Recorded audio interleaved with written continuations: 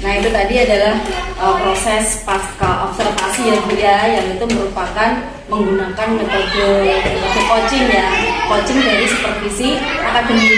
Jadi di sini sebagai seorang observer kita tidak menilai dan tidak menjudgment dari apa yang dilakukan seorang coaching, tetapi kita melakukan 3 prinsip coaching yaitu ya kemitraan, lalu proses kreatif dan memaksimalkan potensi coaching. Nah, itu tadi adalah pasca observasi yang kita lakukan. Semoga bermanfaat dan menginspirasi. Wassalamualaikum. Bapak Ibu, mari kita saksikan percakapan pasca observasi dengan menggunakan 3 prinsip coaching berikut ini. Pasca observasi bersama Pak Gito, Pak Jere, yang sebelumnya Bu Irawati dan Pak Gito sudah melakukan pra observasi yang saya baca tadi dari lembaran yang sudah panjenengan upload di modul 2.3 dengan dan observasi sebelumnya yang sudah panjenengan upload tadi juga di aksi nyata juga di modul 2.3. Nah hari ini saya ingin mengamati Bu Irawati untuk melakukan coaching terkait supervisi akademik. Jadi nanti Bu Irawati menyampaikan kepada coaching, kepada Pak Gito tentang tujuan percakapan di hari ini, terutama terkait mengenai pasca observasi, lalu terkait mengenai area pengembangan yang jenengan kemarin amati di pra observasi, dan kira-kira rencana tindak lanjut yang dilakukan oleh Pak Gito yang seperti apa, rencana aksi pengembangan itu. Dan itu nanti akan saya istilahnya bukan menilai ya, tapi nanti di situ ada kriterianya terkait mengenai kemarin di modul berapa Bu tentang kita belajar tentang coaching di modul di 2.3 kita di situ sudah belajar tentang hal-hal yang perlu jadi pegangan kita bagaimana untuk melakukan coaching ya, terutama kesetaraan antara coach dan coaching. Ya Bu ya, monggo untuk waktu saya persilahkan kepada Bu Irawati dan terima kasih atas diskusi. Saya mulai. Assalamualaikum warahmatullahi wabarakatuh. Waalaikumsalam warahmatullahi wabarakatuh. Berjumpa kembali dengan saya calon penggerak angkatan 10. Di sini saya kemudian ditemani dengan rekan saya Pak Gito dan Ibu Kusnun. Selamat pagi Pak Gito dan Ibu Kusnun. Selamat pagi. Bagaimana kabarnya semuanya? Alhamdulillah baik Bu. Hari ini kita sudah masuk pada percakapan pasca observasi ya Pak. Nah, percakapan pasca observasi kali ini saya akan memberikan beberapa pertanyaan mengenai observasi yang sudah Pak Gito lakukan. Bagaimana jalannya proses pembelajaran yang Bapak lakukan kemarin. Untuk pertanyaan yang pertama, bagaimana perasaan Pak Gito setelah melakukan observasi kemarin? Terkait dengan pelaksanaan observasi kemarin Bu, perasaan saya tentunya rada deg-degan ya, karena memang baru pertama kali, apalagi ada kata-kata observasi gitu, seolah-olah kan kita itu dinilai, jadi loh rada deg-degan juga gitu. Tapi ya alhamdulillah dengan berbagai macam persiapan kegiatannya alhamdulillah berjalan lancar seperti itu. Alhamdulillah ya Pak, sudah berjalan dengan lancar. Bisa diceritakan kembali Pak, apa area pengembangan yang sudah Bapak lakukan di dalam kelas kemarin? Kemudian langkah-langkah pembelajaran apa yang sudah Bapak lakukan kemarin?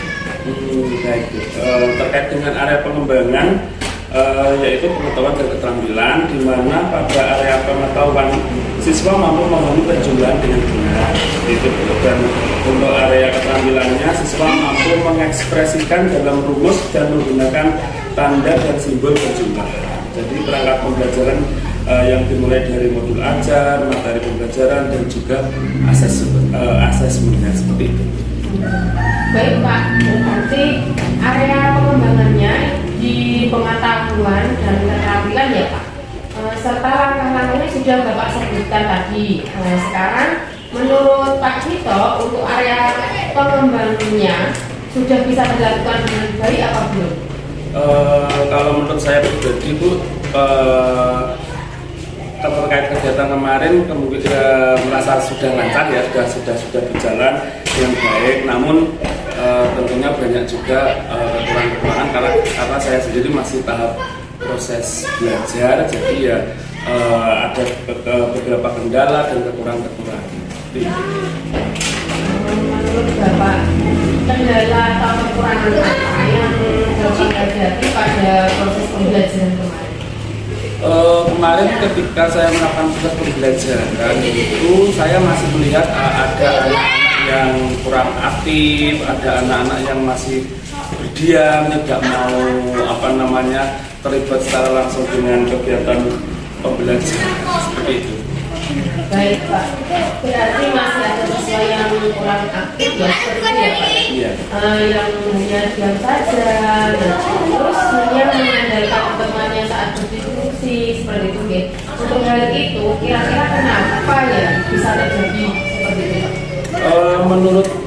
Menurut saya kemarin itu mungkin saya kurang pas dalam membagi kelompok ya Bu. Jadi mungkin kemarin itu saya masih membagi kelompok itu anak yang aktif sama dengan yang aktif, anak yang kurang aktif, masih anak yang kurang aktif. Jadi kemungkinan untuk memancing anak yang kurang aktif biar bisa lebih aktif, mungkin nanti saya akan membagi kelompok, saya acak. Jadi saya akan melakukan semacam asesmen awal ya Bu, ini yang aktif, ini yang kurang aktif. Jadi nanti bisa saya campur, saya lakukan tidak menghindari. Jadi nanti biar yang kurang aktif itu bisa bisa terpancing dan bisa menumbuhkan rasa percaya diri dalam anak tersebut.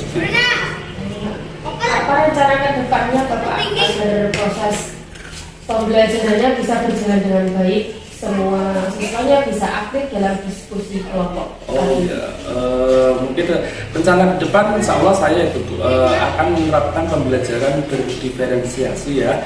Jadi nanti rencana saya akan sebelum melakukan pembelajaran akan melakukan asesmen awal terkait dengan minat bakat seperti itu Bu. Jadi nanti mungkin anak ada yang belajar auditori, visual, kinestetik. Jadi itu perlu kita kita plot-plot. Jadi nanti kita tahu anak ini tipe gaya belajar seperti ini. Jadi nanti pembelajaran yang saya sampaikan itu tepat. Jadi anak akan merasa nyaman dengan kegiatan pembelajaran yang saya lakukan, sehingga nanti harapannya proses kegiatan belajar mengajar dapat berjalan dengan baik dan lancar seperti itu.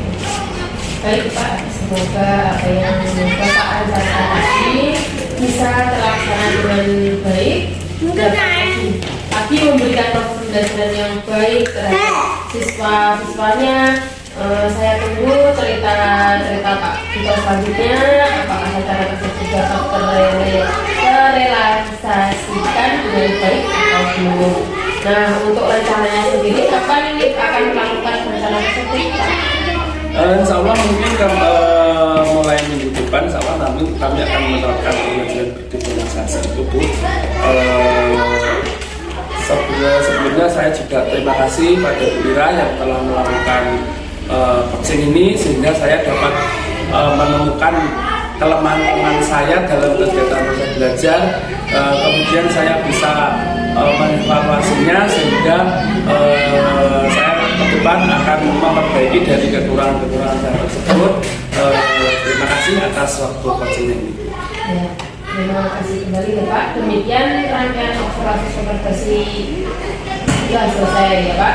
Mulai dari percakapan pra-observasi, terus observasi, dan sekarang ini yang terakhir yaitu percakapan pasca observasi. Terima kasih untuk Pak Gito sudah meluangkan waktunya untuk saya observasi.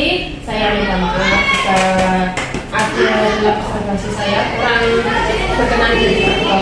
Selamat pagi dan semoga sukses selalu ya Pak. Wassalamualaikum warahmatullahi wabarakatuh. Waalaikumsalam warahmatullahi wabarakatuh.